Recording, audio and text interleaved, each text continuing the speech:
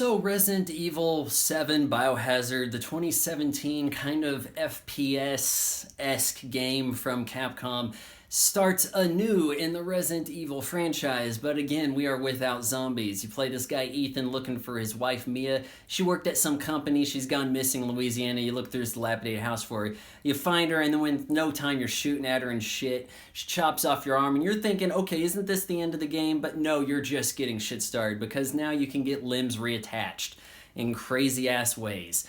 Nah, this is not a Resident Evil game still. I feel this is your soft reboot. Oh, let's hide the 7 in the evil so that if it's a reboot, it's like, oh, hey, it's starting anew, but the 7's still there, so we can go either way. Do you want to be a reboot or do you want to be part of the main franchise? It's your choice, gamers. What a half-assed way to go about it. No, I don't get the eerie feeling of the original Resident Evil games, and by that I mean 1 and 2, with the creepy, atmospheric music and great visuals. No, we don't have that. We don't have any music whatsoever, and as far as the atmosphere, let's see, a scary-ass mansion full of zombies versus a hoarder's place. Yeah, just because there's crap strewn all over doesn't mean it's frightening to me. This gameplay is more in line with Alien Isolation and Bioshock. Oh, now you're taking these meds so that you can sense things better and get more strength, increase your HP.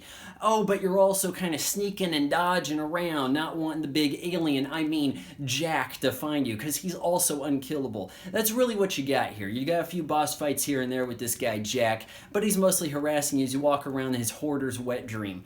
And that's what it is. And then all of a sudden it's like, oh hey, we have a laboratory underneath for some stupid ass reason, but there's still no zombies, and I feel that though it's been, what, a dozen years or something since we've had zombies in a Resident Evil game, we are due for actual goddamn zombies. This is not Resident Evil, but in a different sense that 5 and 6 were not Resident Evil either. I still feel it's a letdown in that regard. The storytelling, what do we got? Well, you're just going around trying to escape the house, kind of find your wife. You're looking at VHS tapes that reference other horror series. Now, while you have this killer family going after you like Texas Chainsaw Massacre, and why couldn't this just have been a licensed Texas Chainsaw Massacre game? You're looking at VHS tapes finding stuff that looks a little too much like the Blair Witch Project, especially this goon over here looking in the corner. Yeah, that's supposed to remind you of some shit. Nostalgia. So, we're doing this instead of actual Resident Evil stuff. Now, what does the game have going for it? The puzzles are back. Yes, they are.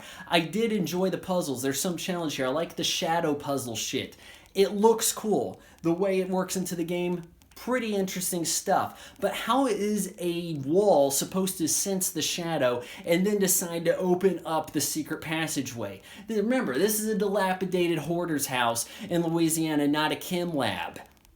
So you're going around and you're collecting shit and you're avoiding and you're getting into boss fights, and that feels all good and dandy, but I'm still not feeling the Resident Evil era here. This is supposed to be a PlayStation View title. You're supposed to be playing this with VR and get your jump scares right there. On Xbox One, the shadows are off, the textures are not as good as PC, and it doesn't quite deliver on the visuals. Oh, but if you're watching this VR, you would think this was a whole new experience in how to play Resident Evil. That's what you're supposed to think.